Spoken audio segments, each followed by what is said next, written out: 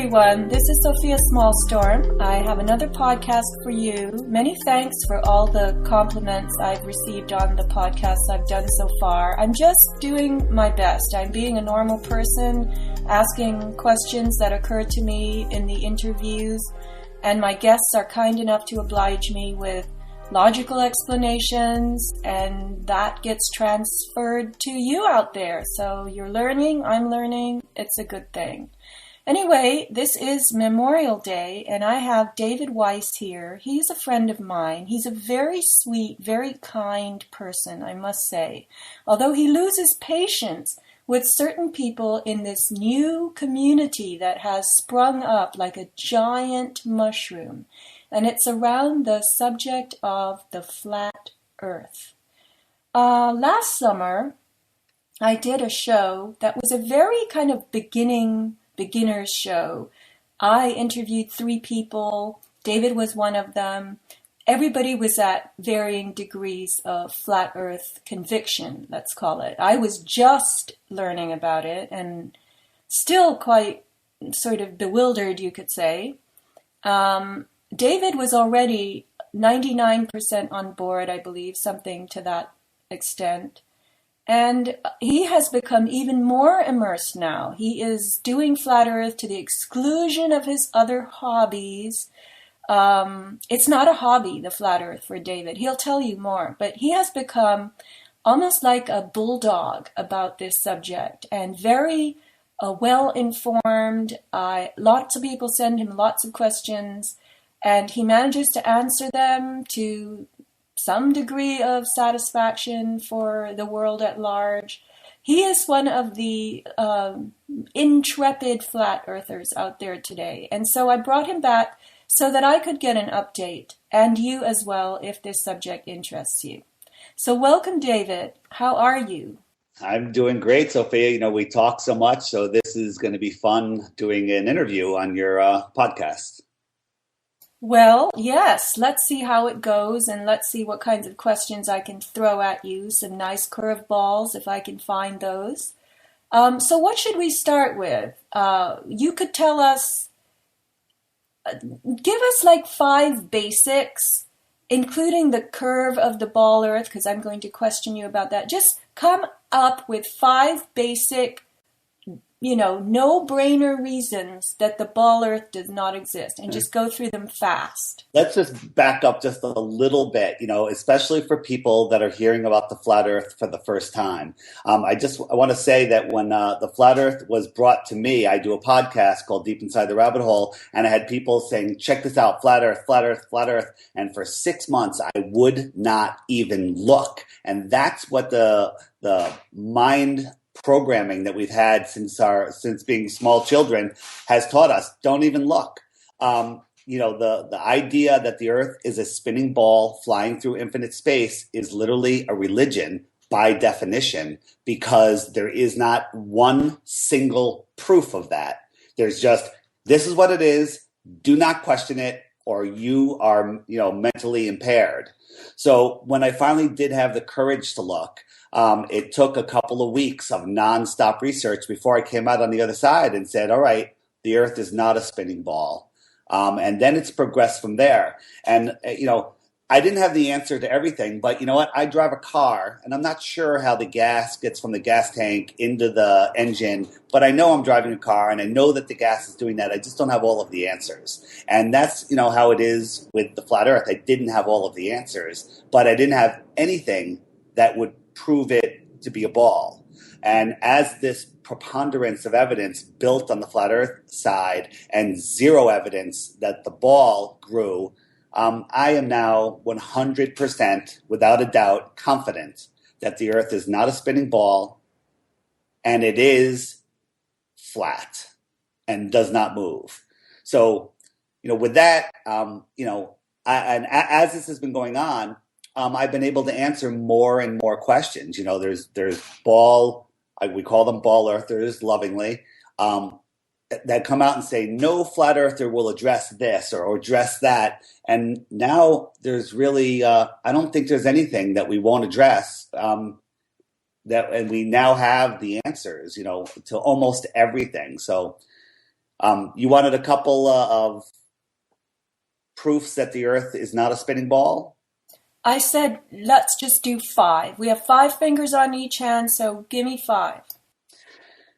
There is no measurable curve, no matter how high you go or not. Lots of people will think that there is because they saw the Red Bull high jump, and they showed a ball Earth, but that was just proven to be a fisheye lens. Water is always level. Water does not curve. There's no parallax movement of any of the heavenly bodies. All the stars reset year after year, millennium after millennium. If you set up a hollow pipe, a thin pipe, and line it up with the North Star, nail it into place, and look at it, look through it, and you see the North Star every night. 6 months later, when we're 190 million miles on the other side of the sun, you look through it, still the North Star, still there, it never moves. 6 months apart at nighttime, you should be facing opposite sides of the ball Earth universe and see completely different stars, but that's not true. How many was that? Well, I think that was about 3 or 4. So this idea that the constellations, I have seen the constellation Orion, which is very easy to recognize. He's got his belt with the dagger hanging off it. And that is a winter constellation, I've been told. So I see Orion in the sky more in the winter than I do in the summer. True. So do those constellations move? And tell me why. So you have to be careful when you're trying to look at the flat Earth not to use a ball Earth model as the base of your questions. We're taught that the sun is 93 million miles away and the stars are billions and billions of miles away, and light travels for, billions of years before we see it. And those stars could be burnt out already by the time we're seeing the light. And that's just a lie. There's no proof of that at all. Everything we see in the sky, the stars, sun, and moon, and planets, are nothing more than lights. All of the pictures of planets that we see are CGI constructs by NASA and other fake space agencies. But the stars are very close. We're talking they're overhead. They're not millions of miles away. They may be just thousands of miles away or even hundreds of miles away. And due to their closeness, as they spin around over us, rotating over the center point, as we know as Polaris, the North Star, when it gets farther away from you, it hits the point of convergence. As it goes away, everything in the sky goes down to the horizon. The land rises up to the horizon, and it reaches a point where you just can't see it anymore. And we see that visually as a sphere over our head, a dome, and it looks like it's going down. But I've done experiments just here in my kitchen where I can show you that a flat level line looks like it's going down at a 45-degree angle when viewed from underneath. Okay, so I'm not using any ball Earth model. I've thrown it out of my brain. But these stars, these pinpricks of light that we see that move above us, what's moving? So that's a great question. Whatever it is, it's moving. They're all fixed. All of the stars are fixed in their position. As they move, they stay in perfect relation to each other. You never see them from a different angle. Supposedly they're all different distances and, left to right, up and down, forward and back. As we move through space, we should be seeing them change in configuration, but they never change. They're exactly the same. They're fixed.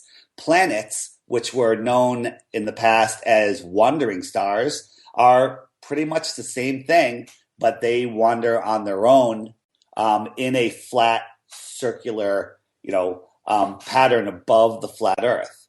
All of this makes perfect sense with what we see. The ball Earth model does not make sense, but we're just told to believe it and not question it. Okay, let's not bring up the ball Earth unless we absolutely have to.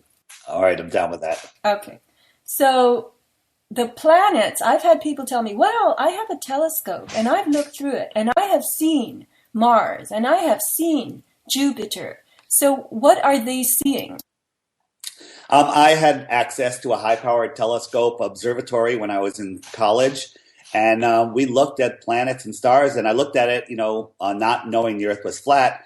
And what we see, to me, looks like lights. I've zoomed in on Saturn. I've looked between the rings, and what I see looks no different than a ball of light. And I'm not even sure it's three-dimensional. It's round, and my programming tells me it's spherical.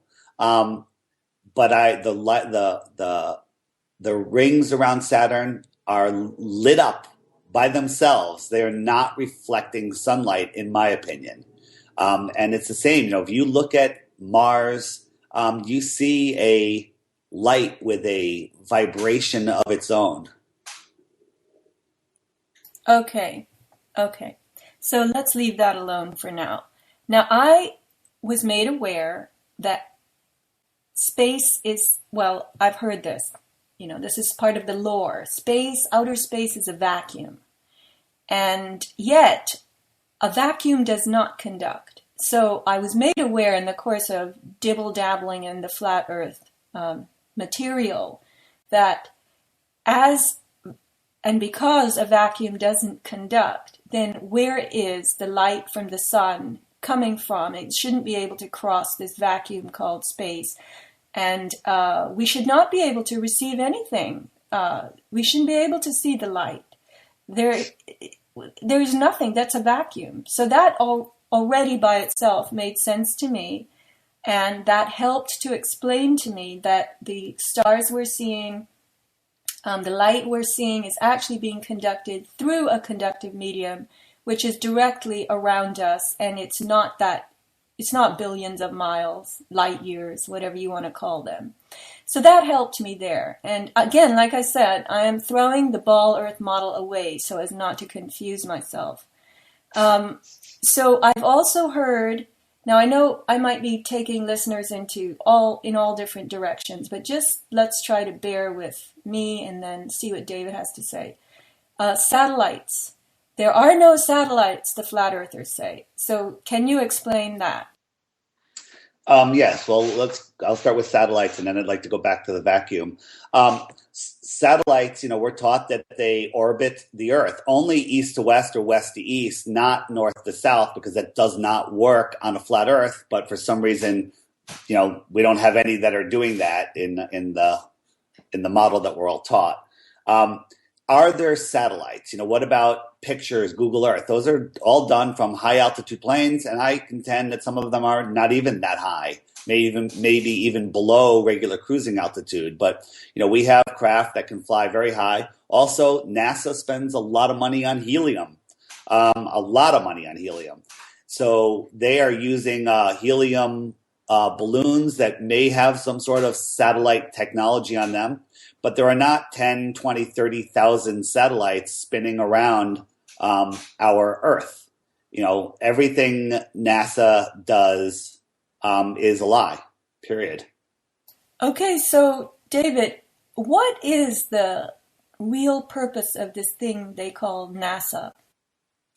NASA, there was no proof that the Earth was a ball until I think it's 1959 when NASA was created. And they went up, and the first thing they did is took a picture of the Earth. I believe it's actually a real picture, but they showed it at an angle and only a piece of it. And when you look at it, it looks like it's a ball Earth. But it's kind of like if you took a close-up of your circular dining room table of the edge of it, and you didn't tell somebody what it was, you could assume that's a sphere, but it's not. It's flat. Right, but there has to be more of a purpose to NASA besides supplying us with that one picture. I mean, it's a giant institute.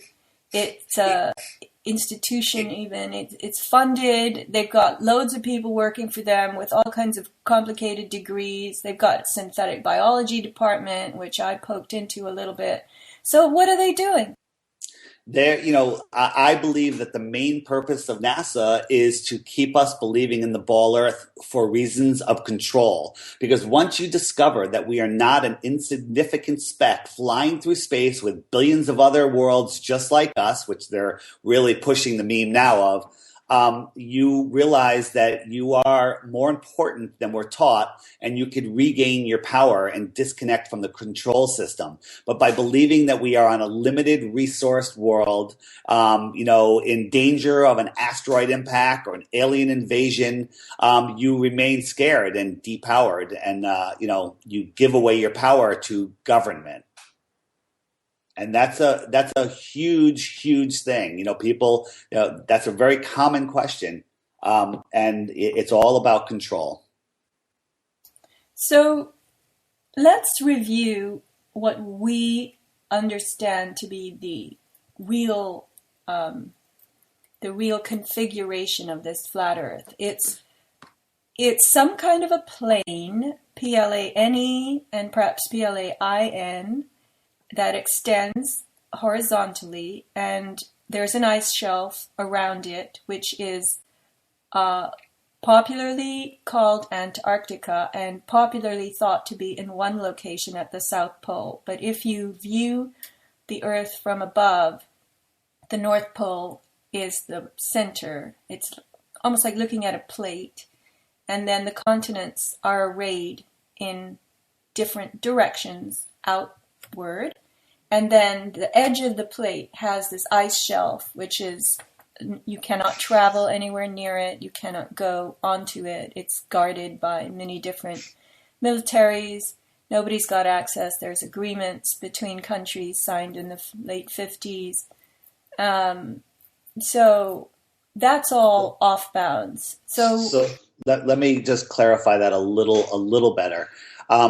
People call it the ice wall or the ice shelf. I like to call it the ice shore, which is basically, if you look at the flat Earth plane, imagine it a frozen sheet of ice because it's very cold. Then you have a magnetic point, we'll call that the North Pole, and then you have a capacitor, we'll call that the sun, that orbits that magnetic north. And that circle that it makes around that melts out a swath, a lake, if you will. And the shore of that lake is where it's frozen. It's the shore of Antarctica that surrounds the entire ocean of the flat Earth. Because many people say, if the Earth is flat, how come you won't fall off the edge? And I say, well, if you're on a lake and you sail to the shore, do you fall off the edge? No, the edge goes on and on. What's beyond that? That's another discussion. Right. So the sun orbits currently between what we call the Tropic of Cancer and the Tropic of Capricorn.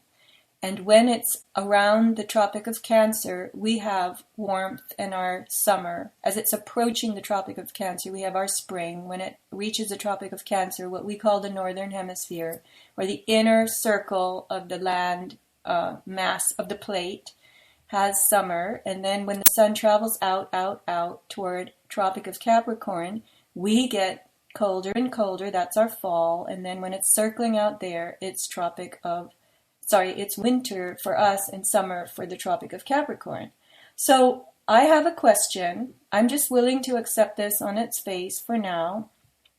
When the sun is making its circles around the Tropic of Capricorn, it's got a lot more distance to travel.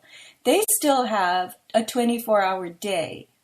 And according to my research, I've compared the times of sunset and sunrise. They're no different in terms of the number of hours from our times of sunset and sunrise in our winter and our summer.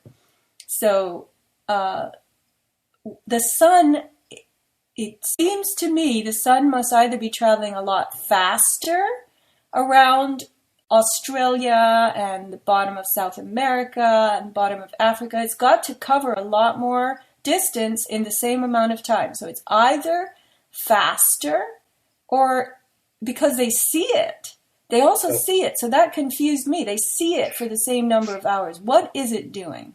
Let me help you out there. So if you're outside and an airplane 200 feet in the air, flies over you at 500 miles an hour. You hear it, it flies over you, and it disappears immediately past what you can see. Anything that's above your eye level will block it out. But that same airplane flying at cruising altitude 5 miles up, it looks like it's moving very slowly. So the higher it is, the faster it has to go for you to perceive the same speed. So when the sun is going into the inner northern hemisphere, the Tropic of Cancer, it's doing its slowest circle. As it spins outwards, it speeds up. So imagine that you're holding a rope in your hand that's 10 feet long, and a foot from your hand, there's a tennis ball on the rope, and 10 feet out, there's another tennis ball, and you're swinging that thing around. Both of those balls are doing a 360 in the same amount of time, except the one on the outside is traveling twice the distance or whatever it is. So it's going faster. The problem with that is, if that was the case, that it would fly over Australia so fast that they'd only have a couple hours of daylight and it would be dark the rest of the time, because light only travels so far. It reaches the vanishing point, which is the horizon, and it would be nighttime. So my belief through lots of research is that as the sun moves to the outer southern hemisphere in the Tropic of Capricorn, it's actually going higher in the sky, and it's also getting bigger. The sun is not a burning ball of hydrogen like we've been taught that takes 1 billion years for a photon to go from the middle of it to the outside of it. It may not even be a physical thing. If you look up sololuminescence, I think it's called, a star in a jar, where it looks just like a sun being created inside water with sound waves. So the sun is moving, changing sides, speed, and altitude. Wow. See, I had thought of 2/3 of that, but it had never occurred to me that it was actually enlarging, because the Australians would have just a couple of hours of darkness if it was flying over them, and it would have to be higher. That was my thinking. But then it would also be smaller, and it would be colder for them, and that's not the case. So that explains it, that somehow it enlarges in order to balance all this out. But, it also occurred to me that there wasn't a lot of population in those parts of the various continents to start with. Those continents, Australia was artificially settled. It had a few small Aborigines, Maoris. In South Africa, you had some Bushmen, but it really was not heavily populated. In the tip of South America, you didn't have a lot of population there either. And the population of the world seems to have gravitated to or stayed in a very much more narrow band of the sun circling, let's just call it that. And maybe that's where people thrive the best. Maybe the electromagnetic effect on biological life is actually the most favorable where the most people happen to be. I don't know. I'm guessing. I heard a statistic. I haven't confirmed it, but I've heard it from numerous places that less than 10% of the Earth's population is south of the equator, which is, the circle that's halfway between the Polaris and Antarctic ice shore. Well, that's very interesting. And, I was thinking also about the ice ages, that if it's true that the sun began over the North Pole, and that's where we had life, and everything was warm, and you had grapes in Greenland, things were growing, it was warm, and there wasn't a lot of world, let's just call it that. The plate wasn't very big at that time. And then the sun pushed outward. The sun was somehow supposed to melt more of the plate. So as it pushed out, and stayed out, then you got very cold temperatures where it had begun. And now that it stays within this range, what we call the Tropic of Cancer and the Tropic of Capricorn circling, you've got a colder pocket toward the center of the plate, which is our North Pole and Arctic circle. But that while the sun was melting more of the puddle in order to make the world bigger, for whatever reason, I have no idea. That explains the ice age creeping over the part that had been very warm until then. So that makes sense to me, although I really fail to be able to explain why it had to make the world bigger. I am not of the mind that there is an intelligent being behind all this necessarily, that there is a creator that figured all this out. I am thinking more about the consonance between crystalline structured water and electricity, and somehow that sets off this spark called consciousness, which creates in biological organisms that are conductive this thing called life. And I don't know how, I don't know who. I want to stay away from some, fatherly or human-like or off-planet, as they call it in the John Lash terminology, landlord. Something that doesn't inhabit this thing with us, that designed it all. I just want to stay away from that for now. What about you? I've been an atheist my entire life, and by coming to the flat Earth reality understanding, I see an incredible amount of amazing design. Just the idea that the sun goes out, gets bigger, and goes faster in such perfect such a perfect way that you can't detect the speed or the size change is beyond what I think is a coincidence. Well, sure, but what does it prove? It just proves properties of something. Yeah, I agree, and I never believed a man in a throne or anything like that. I think it's an intelligence. I don't know what that even means. It's an intelligence that created a system for our souls to live in this reality, whatever it is. Okay, well, that's good. You can think that, and I can be more flat about it, which I prefer to be always going into things. I want to be exceptionally flat so that I don't have any illusions that are coloring, because the whole idea of the ball earth and space and the universe, this is all to me romantic. It's just laden with romanticism, and I don't want any of that. As I try to parse through stuff, I don't want to be burdened with things that are just lore. And so I try to cleanse out of my understanding what I can identify as lore, but I can't always do that either because I'm just as brainwashed as everyone else. So the idea that something created this, okay, but what? I have no idea and I can't describe it. So for now, I'm just going to leave that part of it alone. That's something that I also like to leave alone because you know what? I don't have the answers to that, and I don't want that to shadow what things I'm actually seeing. So yes, I also leave that on the side. But I am leaning towards there's something that I don't understand. And it's beyond, random chance. I like to bring in the concept of dimensions, that this thing we call the universe, this thing we call space. Space may, in fact, be a bunch of different dimensions. We know very well this third dimension, and we've added to it an expansion by our perception. I covered some of this in the Sandy Hook talk in a very, almost like a mathematical way. I talked about sets.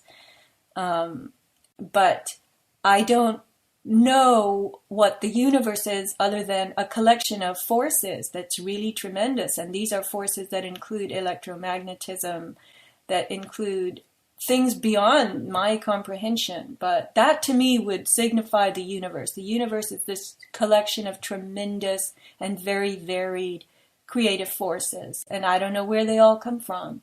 But for now, for my analysis, my little pigeon fumbling analysis of this, as much as I can take, those are the terms that I've set up for myself. And anybody can set up their own terms because that's our prerogative as living people. We can define, we can compare, we can discuss as we wish. Agreed. So we've talked about certain things. The curve of the Earth I found on the internet in many places that you look is actually it's erroneously reported.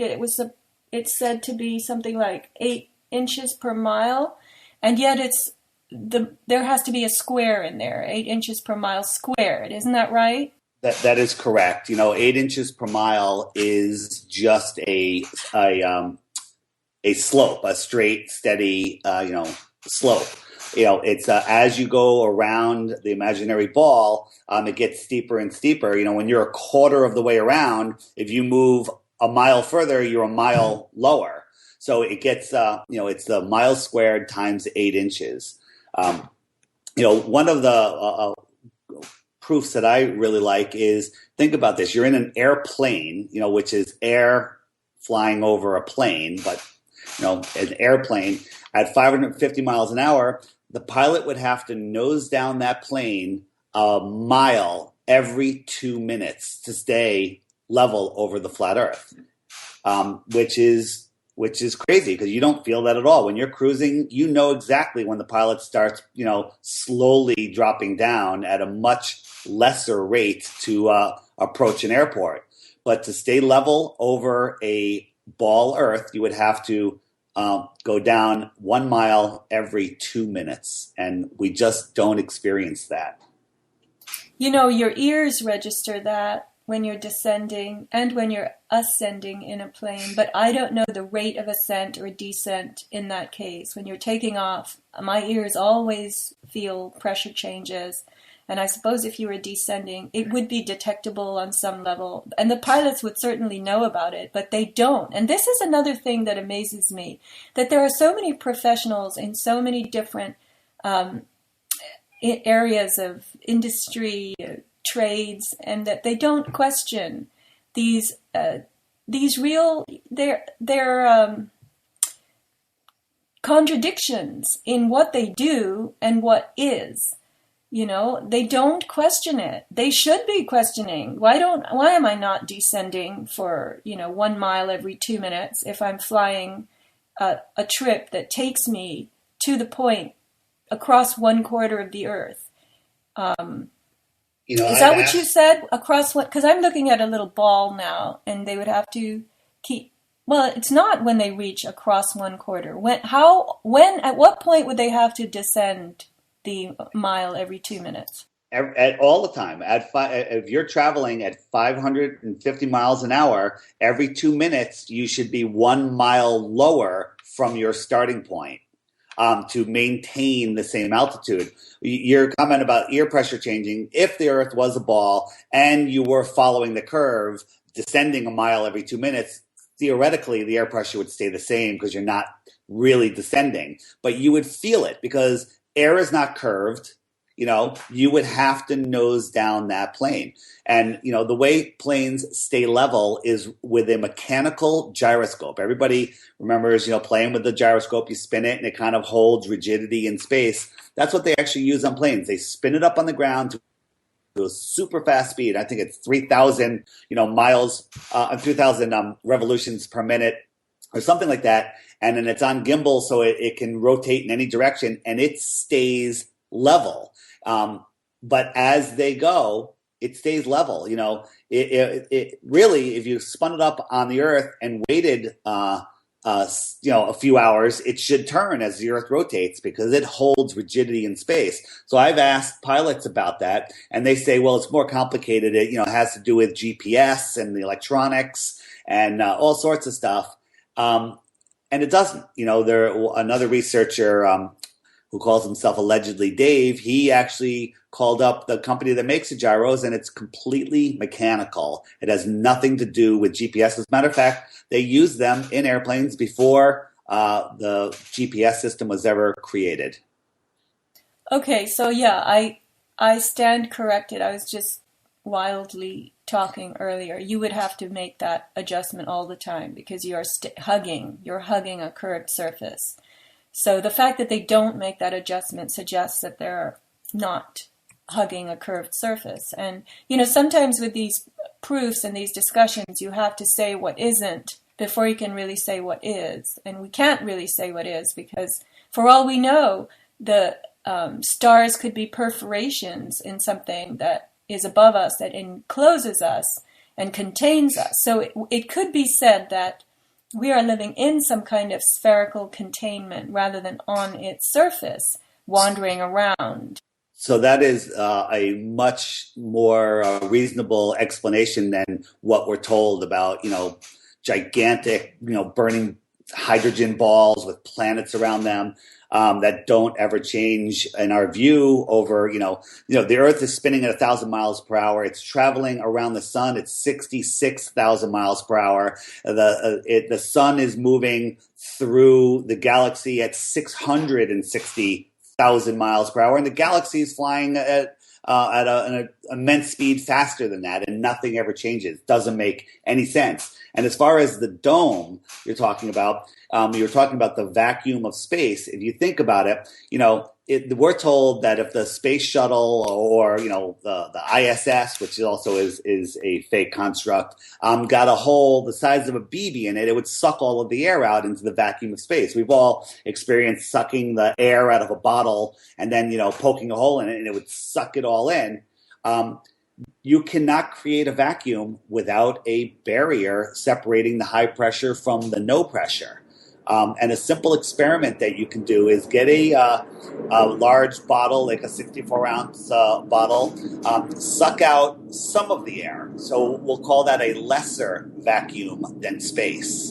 And if you take that bottle that now has a lesser vacuum and poke a hole in the bottom of it, it's going to suck the air up. Well, the ball earth believers say gravity holds the air down.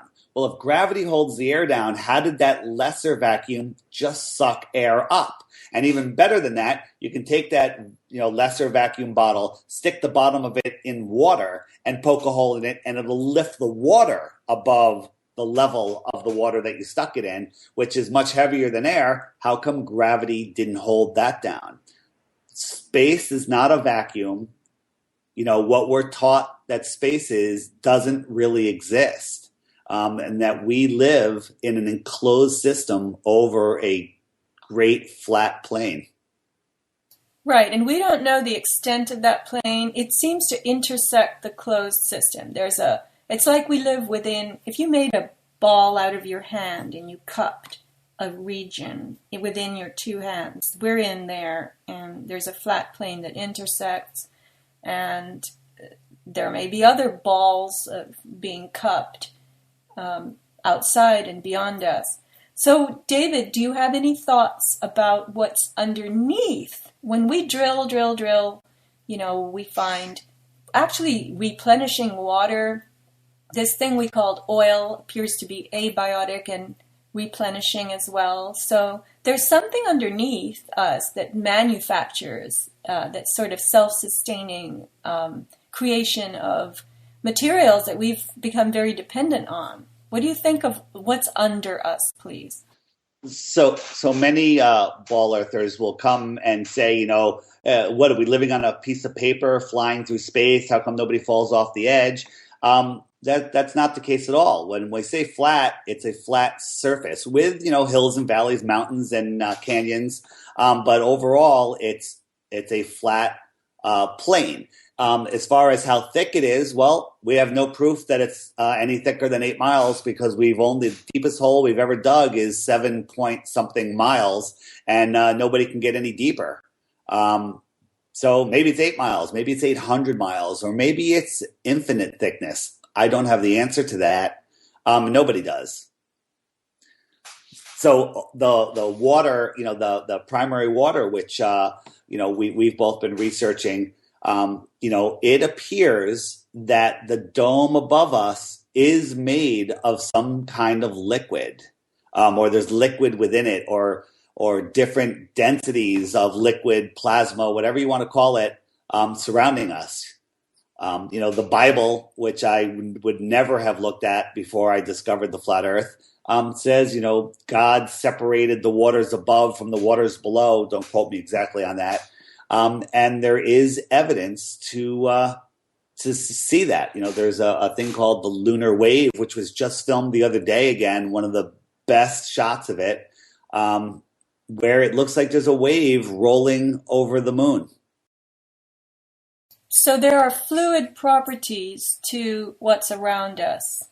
And we don't know that. You're using the word liquid, which to me signifies something that I can touch and feel, and it drips, but you may mean just, fluid dynamics or something.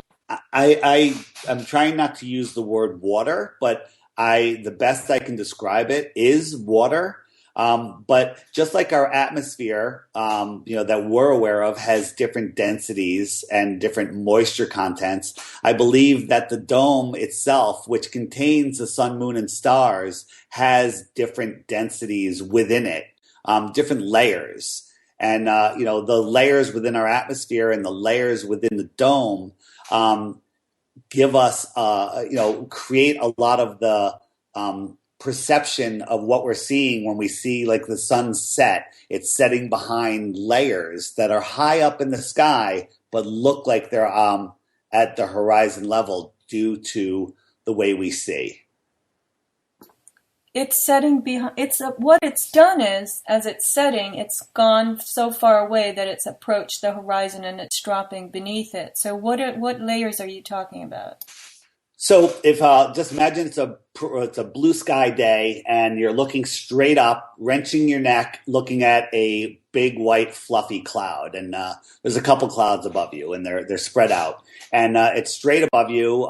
Let's say they're at 30, 40, 50,000 feet, whatever height they're at, and as those clouds float into the distance, they float 30, 40 miles away. Look at that same cloud. You're no longer wrenching your neck back. You're looking straight over at the horizon, and it comes to a point where it's indistinguishable from the horizon. And because you're looking at such a cross section, you're seeing so many clouds that it creates a solid line, which is indistinguishable from what we call the horizon, which is where the sky and water, land meet. So now imagine the sun, which is above the clouds.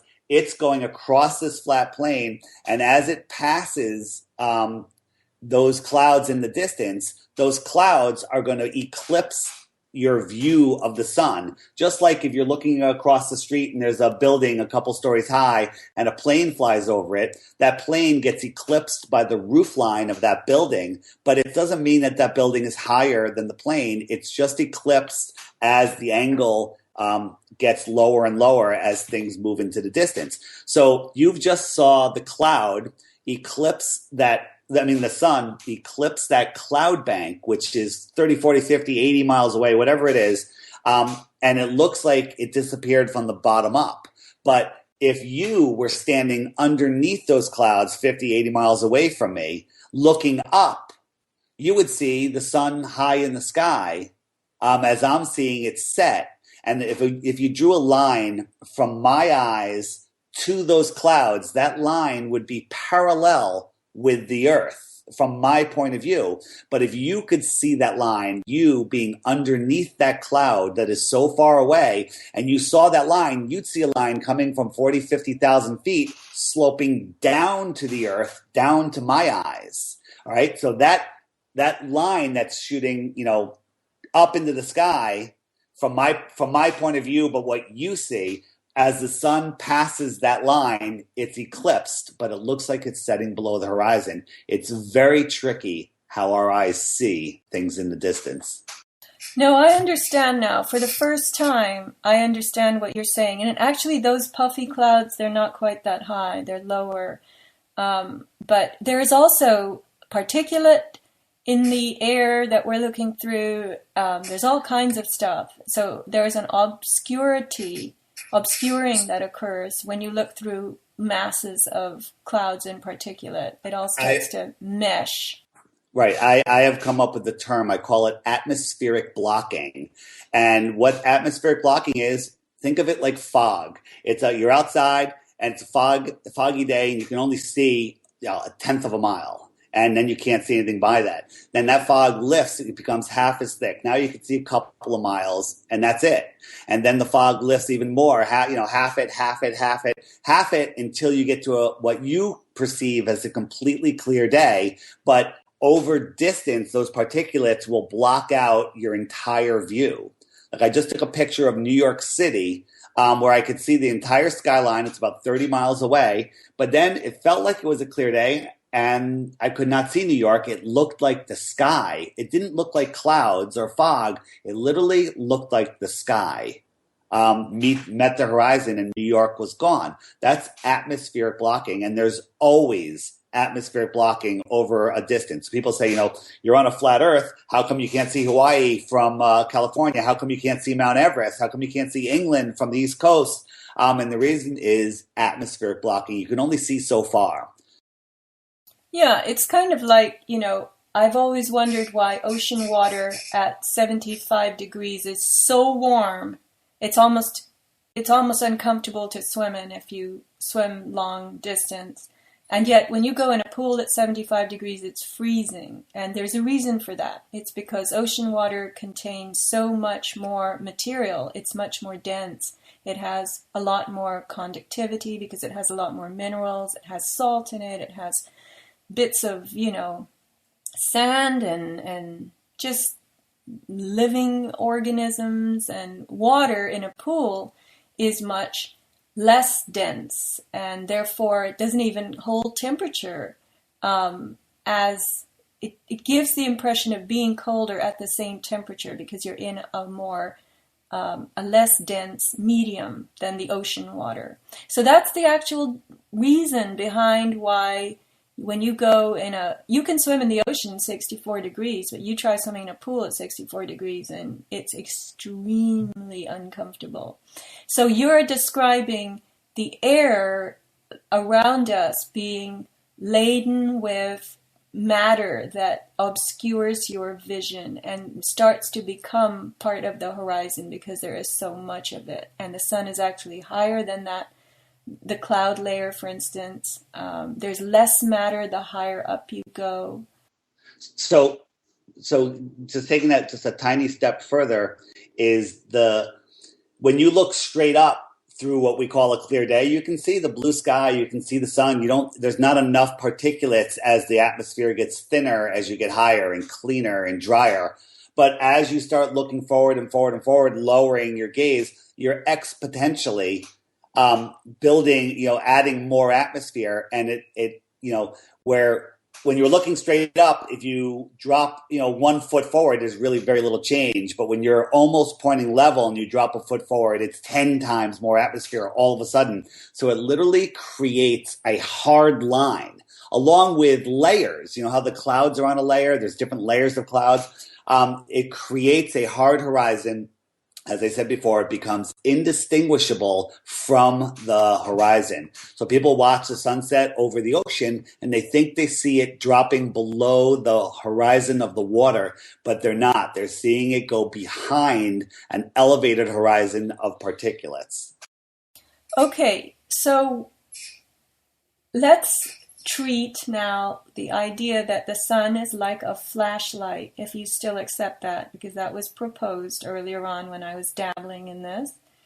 And as it recedes, as it gets farther, and it's circling around over us, so we aren't able to see it forever. And when it's nighttime for us, it's simply because the sun has pulled out of our line of vision. Its light is no longer reaching us. So when it's setting, why wouldn't it be getting smaller? Or is there some magnification effect? Again, yes. So that's what I've been working on. And again, it's the way our eyes work. There's a whole bunch of things. There's atmospheric lensing on some days in some locations, depending on moisture content, where you actually have a magnification by the moisture in the atmosphere. But there's also something our eyes do that is it's so difficult to break until you do an experiment. When you see a full moon rise, it looks gigantic as it's rising. You've seen that, correct? Yeah. Okay. I have myself on mute while you talk so that I don't interrupt you. No problem. So you have, so you see it. It looks gigantic, and then just a couple hours later, um, when it rises up in the sky, it looks a quarter of the size. It shrinks down terribly, and it really should be the opposite in reality. But your eyes are tricking you. It's the same size. Now, people have told me that my whole, for a long time, and I just refuse to believe it, and I refuse to look. I just say, you're wrong. But the way to check is hold your arm out, at arm's length, and use your thumb or your little finger, hold it over the moon. So like my little finger can, the nail on my little finger will block out the whole moon, the giant rising full moon. It'll block it out at arm's length.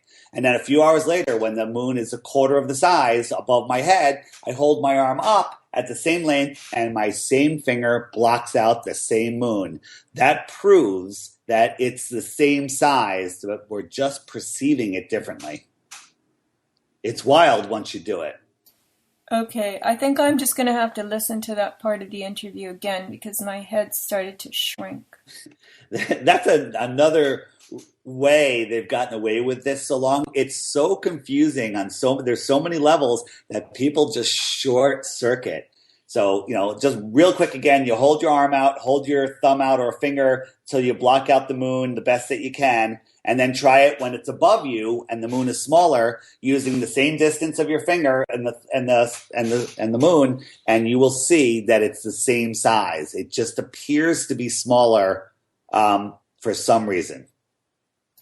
And while we're talking about the moon, I noticed when I was out, it still happens, but I was noticing it in the winter because the sun was setting earlier, that there were times when the sun and the moon were both in the sky. And the moon was all, it was, how do I say it, shadowed from beneath. So I didn't see the whole moon. I saw a very crisp outline for about, let's just say, 3/5 of it, and the other 2/5 were obscured. It looked all shadowy, and it was lit up in the clear part, and you would think that that's the light of the sun. But the fact was, when I turned to look at where the sun was, very low over the horizon on the other side, there's no way it could be lighting up the top of the moon. It should be lighting up the bottom of the moon, which is in the shadow part. So what's that? So that's an argument that a lot of people make, and I believe that the moon is self-illuminated, but I don't necessarily think that's the greatest argument, because even though the sun looks like it's low on the horizon, in fact, we know it's still the same height that it was above us when we looked up at it above us. It's like if you look down the street of streetlights, the streetlights in the distance look like they're at eye level, but the streetlight above you is way above your head. So are we seeing an illusion, and is the light on the moon lined up with the sun properly? I don't have the answer, but I'm not 100% on board with that. Other flat Earth researchers kind of get mad at me for that, but I need to examine that more. I personally think that the sun does have something to do with how the moon illuminates, but it is not reflecting light off the moon. That perhaps the sun is an electric type of capacitor that lines up with the moon and energizes it like a Tesla coil would light a fluorescent light. Okay, you're absolutely right. I even fell into my own little tar pit there. Yes, the sun isn't lower, and so it shouldn't be lighting the bottom of the moon. It could easily be lighting the top of the moon anyway, because it's not getting lower when it sets. So there, I just fell down and skinned my proverbial knee. We make lots of mistakes, so you can't jump to conclusions if they agree with what you're trying to prove. I'm not trying to prove the Earth is flat. I'm actually trying to find some proof that it's round, and I can't find any. I know the Earth is flat, but I keep looking at it as I am willing to accept that the Earth is a spinning ball flying through space, or even a geostationary, geocentric world where the Earth is a ball and everything rotates around us. But that doesn't make sense either. All of the evidence points towards flat.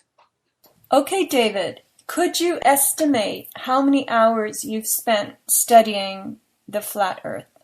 Well, without doing the days, I discovered the flat Earth last February. Let's call it January. So it's been over a year, I think. I've lost track of time. But if you take the number of days times 23 hours per day without a day off, that's how many hours. No, you sleep for some of that. I think I research while I'm sleeping. I literally research until I go to sleep, and then the first thing I do in the morning is get back into it. Realistically, it's more than I've ever studied anything else in my entire life. I do it every day. You know, one of the hobbies I like to do is I kite surf. And while I'm kite surfing, I am looking at the sun. I am looking at the moon. I am looking at the clouds. I am looking at the horizon. And it literally is all I think about. And, I make flat earth videos. I make a lot of short videos to help people that don't want to give 2 seconds to the flat earth get interested in it. And they're becoming quite popular, and it's the most fascinating thing. There's all sorts of atrocities going on in the world. We had Sandy Hook and Boston and 9/11, all of these things that are just being pulled over our eyes. There's tragedy all over the world, Gaza, nightmares all over the place.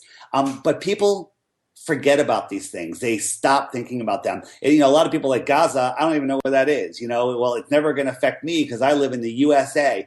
The flat earth affects every single person living on the flat plane. And I truly believe we are in a time of awakening now, of higher consciousness, where people are going to start seeing through this. It's going to make the biggest difference in our reality, in my opinion. Well, I'm glad you're that excited about it. And the fact that you dwell on it all the time, even subconsciously when you're sleeping. And I know you work. I know you have actually productive work that you do that relates to making money. So that time is spent, I'm sure the flat earth is tucked away in layers of your own thinking, and you're working problems out, you're working issues out. And I think it's very, very admirable that when you're outside and you're doing your sports, you're looking. This is what people need to be doing. They need to be creating references for themselves that stand up to their own scrutiny. They need to erase the blackboard of their, schooling and take away the illusions and start supplying with fresh data that's from their own empirical experience, right? Absolutely. There's a thing I like to say is, all it takes to believe in the ball earth is a bag of GMO potato chips, some fluoridated water, a couch, and a television, and no thought. That's all it takes. But to discover the true reality of the world that we live in, it takes books, it takes time, it takes critical thinking, it takes effort, and as I said, time. It's not something you can learn in 2 minutes. People tell me this. I'm not going to watch those videos. That's 10 minutes long. I'm not going to watch a 10-minute video, let alone the 2-hour videos. People live in the 140 character world, of Twitter, and that's all they can do. But if you critically think about it, you will discover that there is zero proof that we live on a spinning ball. But it takes time, effort, and thought. Well, I am glad that you're putting that much time, effort, and thought into it. And I have put some, and I don't have the stomach for quite as much research as you're doing. And everybody, everybody has a different drummer. Everybody's beat is slightly different. I spend time mulling over other things deep down. I wake up during the night and I have ideas that have solved equations, so to speak, that I've been carrying around with me for years and years and years. So something is happening on that subconscious level. Correct. And maybe, David, there's going to be a swell of consciousness that just throws itself out now in this world. It's hard for me to expect because I see more drone-like behavior and more heads that are inclined downward, looking at phones, and I see less curiosity and more dependence on stuff that the source of which is, not where you and I would go. I believe that it's a collective work to wake people up. I used to, I still do. I have a Facebook page exposing the big three: 9/11, Sandy Hook, and Boston. Those are things that if you can wake someone up to one of those, it's like taking the red pill. You wake up to everything. And but what I noticed is, I wake people up. They're like, okay, yeah, I get it now. But then they go back to work and they still remain part of the system. They don't even do anything to separate from it. But I'm noticing with the flat Earth that once people really look into it, the way I got into it is I said, all right, enough of this. I'm going to debunk this. And I went in to prove it wrong. And anybody that seriously does that will end up realizing the flat Earth reality that we live in. Yeah, and I would call attention to Mark Sargent, who did the same thing. He has a different style than you do. He makes videos as well, but he started out in the interest of debunking all this, and he was, pretty wholesale on that, in that regard, just like you were. His videos, Flat Earth Clues, which are, mirrored everywhere, all over the internet, are one of the first videos that got me really thinking about it. And then there's Eric Dubay, who was one of the first guys out there laying out some good proof. He's been putting out some great videos lately. Check out his stuff. But there's a lot of good flat earthers out there doing all different styles to help wake up people with different appetites of information, different tastes of information. Some people like my videos because I have like a little short emotional videos. Other people like, some humor. There's a show called Globe Busters, which is on Sunday afternoons. Live, and then you can just watch it on YouTube. Globebusters, a YouTube channel, and they analyze NASA and other things, and they have guests on sometimes that have all different styles. Yesterday, they had a guy on that literally is just mocking every NASA and recreating weightlessness in his living room. He's got a green screen in his living room. His young child, like 6 or 7 years old, knows the Earth is flat. It's phenomenal. So there's so much information out there now. But the trick is to get people to actually look, because flat Earth is one of those things, when you hear flat Earth, it's synonymous with idiot, moron, and, stupid. And people, including myself, refuse to even look. But once you seriously look, there's no coming out of it. Yeah, and I'm going to put those channels under the show description for Eric Dubay, Mark Sargent, You're Deep Inside the Rabbit Hole, Ball Earth Skeptic section, so, the Globebusters, allegedly Dave. Yes. Yeah, allegedly Dave. So there's 6 million videos out there that have the words flat Earth in it.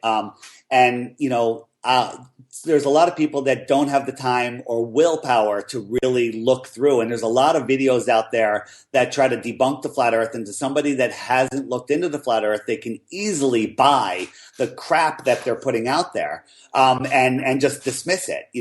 The Flat Earth Society mixes a blend of some truth with a bunch of ridiculousness that'll make people dismiss it. And, they're like, yeah, I looked into the Flat Earth. I went to the Flat Earth Society, and they'll never look again because of what they see. So what I do with, I watch every video. I've watched everything, and I take the best ones that have the best message, that answer the most common questions, and I put them on my website, deepinsidetherabbithole.com. I have 3 pages now that are dedicated to Flat Earth. It's a Flat Earth intro, Flat Earth frequently asked questions, and just a plain Flat Earth page with a whole array of videos. So anybody that, if you really want to look, go there, start watching those videos, and I promise you every single question that you have or proof that you think proves a ball Earth is answered on those pages.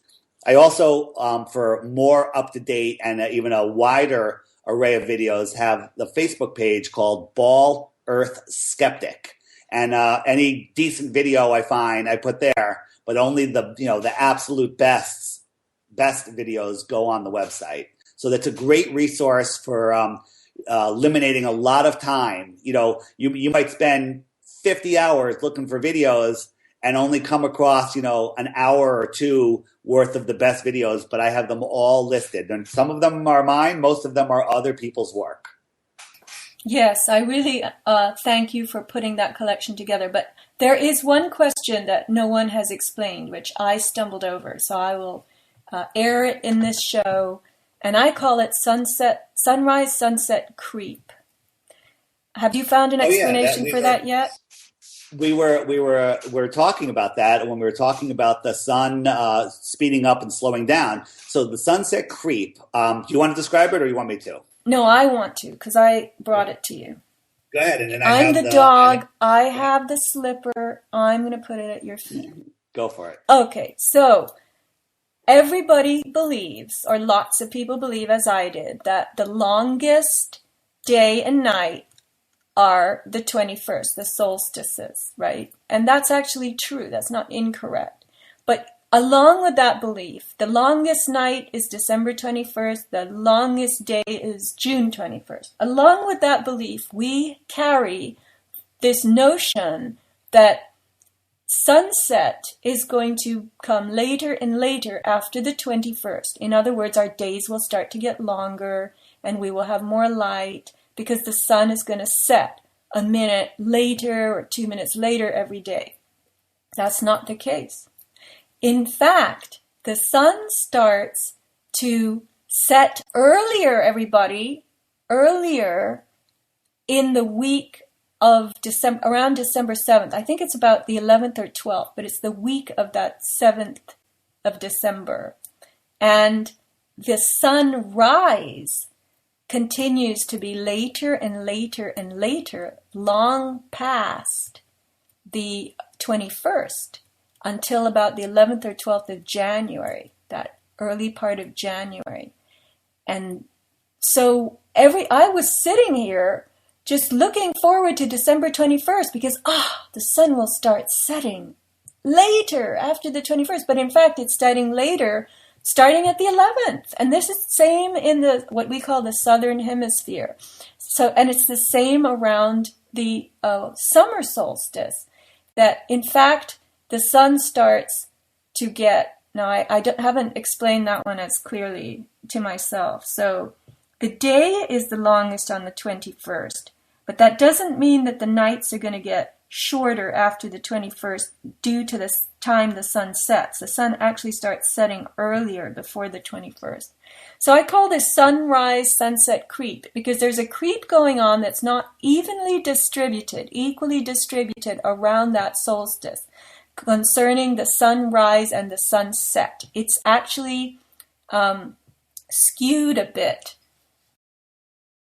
Yeah, so as we pass that solstice and the days start getting longer, if we were on a spinning ball with a tilted axis flying around the sun at a consistent speed, you would, as the days get longer, the sun should rise a little earlier and set a little later equally, going out and then march back in, together equally. That would lead towards a spinning ball. But because there's creep where only one of them is moving and the other one stays static for a bunch of days, shows that something is speeding up or slowing down.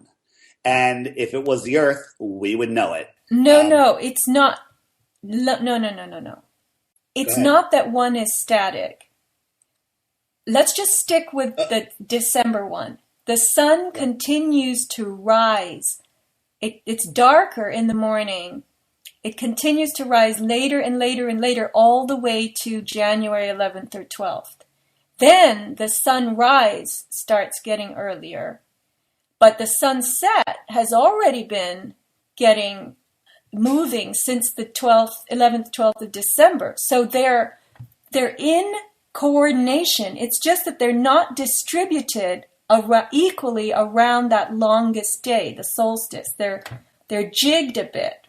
That's what I was trying to say, that because they're not moving perfectly evenly, shows that something is changing speed. Would you not agree? No, they are moving evenly. They're just not, the solstice isn't in the center of the configuration. If you had it as a point on a, like a graph, and you had December 21st, boom, longest day, shortest night. And if I were designing this in proper geometry, I would have the sun starting to get, to rise earlier after the 21st, and to have the sun set later after the 21st. It would all be beginning on the 21st, but the fact is that the sunrise begins to change on the 12th of January, and the sunset begins to change on the 11th, 12th of December. And there's already about how many days till the 31st compared to the 12 days on the other side. So it's not right in the middle. That's what I'm saying.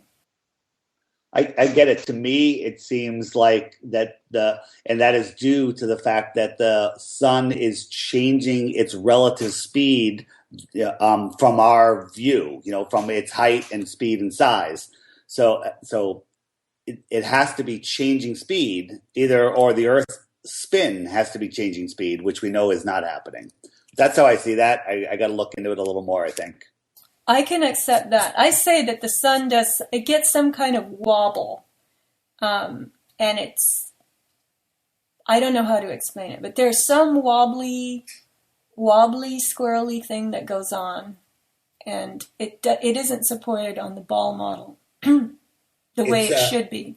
Yeah, it's going to its outermost point where it's been speeding up the whole time, and it's got to slow down. So that acceleration and deceleration isn't perfectly in sync with the perfect model that we see, which makes perfect sense. It's a couple minutes off for until it syncs back up into its apparent speed. Right.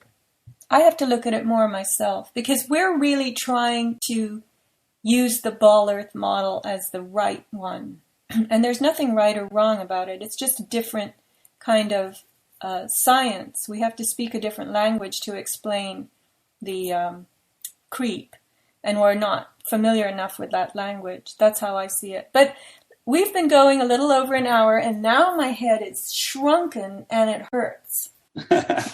I would like to try to explain one more thing, and it's the biggest argument that ball earthers have. You up for this? Yeah. All right, so I'm going to try to paint a picture in your head. So all the stars rotate around Polaris, whether we're on a ball Earth or a flat Earth, and they say that the stars in the southern hemisphere, if we're on a ball Earth, rotate in the opposite direction. Okay, and that proves that the Earth is not flat. But again, it's the way our perception and our eyes work. So you're in your room. You're in a room, and the ceiling is the height of the stars. If you point 45 degrees behind your head, you're facing south, and you're pointing at the North Star behind you. Okay, and you start drawing circles around that North Star, and they get bigger and bigger until those circles sweep out in front of you into the southern hemisphere. And now you're looking forward towards the horizon in the southern hemisphere, and the stars are sweeping from the left side to the right side in kind of a smiley face. You got that so far? No. So you have these... Just talk. Yeah, all right. So you got these concentric circles going around the North Star, and they're getting bigger and bigger and bigger until they reach the outer southern hemiplane. So you got circles around the North Star, getting bigger and bigger and bigger. And when you're looking south, those circles are coming from the left side to the right side, and it's making a smiley face, and it continues all the way around, back around Polaris. So from the left to the right, a smiley face. If you extend that circle around, what you're seeing is a counterclockwise circle. Okay, counterclockwise, because it's making a smiley face. But because of your perspective, when the top of that smiley face comes into view, it's down at the horizon to your left. And as it swoops down to the bottom of the lowest point in the smiley face, that's when it's directly above your head. And then as it swoops up to the last point where you can see it, the right side of the smiley face, it's down on the horizon again. So you're actually seeing a sad face. And if you go from left to right again with a sad face and continue that circle all the way around in your imagination, you will be going clockwise now, even though it's still going from left to right. So again, the smiley face from left to right is the bottom of the clock going counterclockwise up and around the top. But due to perspective, you're seeing a sad face, which is going over the top of the clock and down. And in your mind's eye, this circle, the center of that circle, you say that is the South Pole star. And it's not. It's just the way you see it. And to confuse it even more, because you turned around, they're going in the opposite direction already. Because you turned around. Okay, what threw me was your analogy of smiley face, which I see with two eyes and a smile, but you're not even talking about any eyes at all. You're just talking about the smile. Okay, so fine. All right, so I still need to listen again, and listener can replay that part. So thank you for going through that, David. I'm sorry I'm so stupid, and I got stuck on the smiley face. Smiley face. Yes, I did. I was trying to figure out where the eyes were, but that's what you painted. Well, you know what? I'm working on my presentation of that, and I will point out that it's just the mouth of the smiley face. Yes. So maybe you should just call it a smile. It's like a smile. But anyway, no problem. I don't mean to overfault you, as I always do, because I'm hypercritical. Only those who know me best know that. You make me better. Yeah. Well, thank you, David. Thank you for your hard work. Thank you for your, accelerated, continual interest. And, someday maybe it'll all pay off. And there will be a big Flat Earth museum, and parents will bring their children, and everybody will be all smiley face about it. Absolutely. You can find my work on my YouTube channel, which is DITRH, stands for Deep Inside the Rabbit Hole. You can also find a link on my homepage at Deep Inside the Rabbit Hole. And as I said, Ball Earth Skeptic on Facebook. And there's links to all the other great channels out there. And dig in, find answers. Go in. If you think this is ridiculous, go in to prove it wrong, and call me when you're done.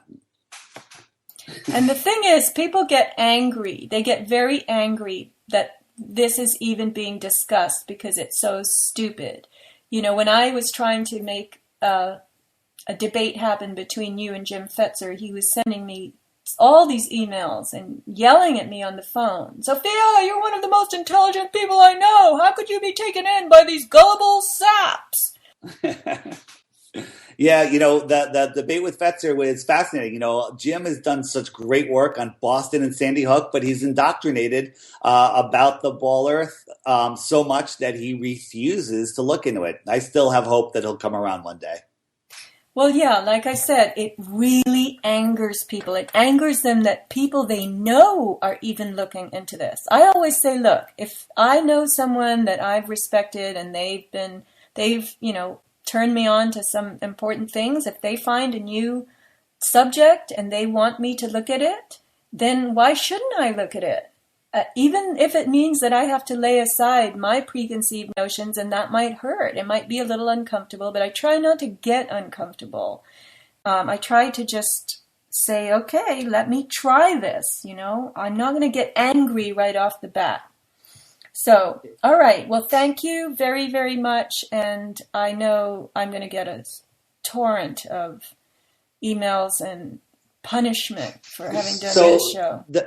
But you'll notice that the emails are all, this is ridiculous. It's a psyop. Of course, the Earth is a ball. How come people don't fall off the edge? And these are all, usually there's no content or in what they're defending. So my response, before anyone sends Sophia an email, send her an email that says one proof that the Earth is a ball, any proof at all. And you will find that you can't find one. There's none. Okay, that's it. That's it. He issued the challenge. He threw down the gauntlet.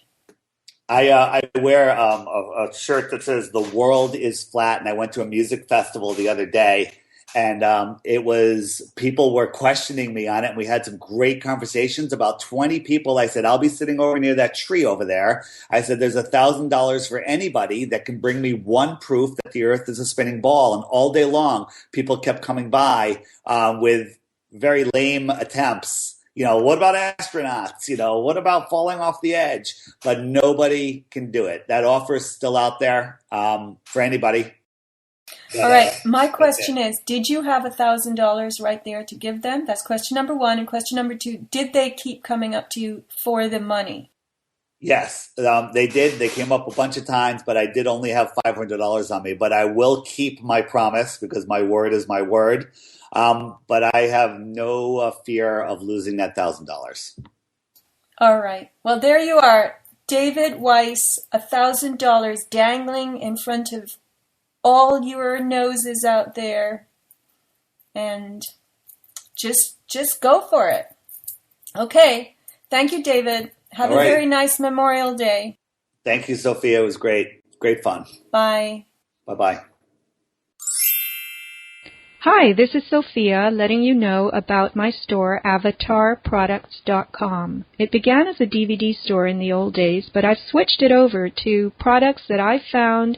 Some of them I've actually thought of myself, and people have formulated them for me, biochemists with labs, and I am selling now a lot of body remediation items that you might enjoy as you discover your own body getting a little older, accumulating a few more toxic materials and compounds. Our cells get challenged later in life.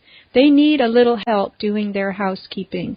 So avatarproducts.com, if you look under the Health tab, the Body and Posture tab, there's a Sun and Skin tab, you'll find things like a fantastic argan oil soap, argan oil itself, magnesium products that are delivered through the skin, and iodine, seat cushions that keep you straight at your desk when you're constantly looking at your computer for more and more alternative information.